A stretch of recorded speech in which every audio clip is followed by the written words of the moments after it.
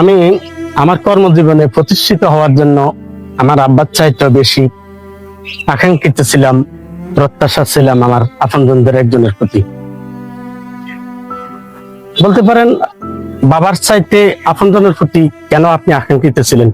তিনি আমাদেরকে স্বপ্ন দেখাতেন, আমার আব্বাকে দেখিয়েছেন, আমাকে দেখিয়েছেন, এবং তার সকল গুরুত্বপূর্ণ প্রয়োজনীয় কাজে আমাকে আমার আব্বাকে তো ব্যবহার করেছেন, আমাকে করেছেন।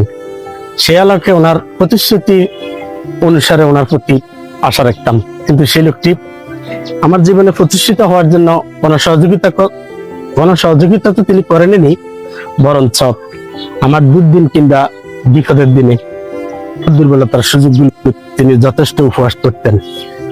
তখন আমি দূর থেকে উপলব্ধি করতে পারতাম এবং বাইরে মানুষ থেকে জানতে পারতাম। তাহলে কাকে করবেন?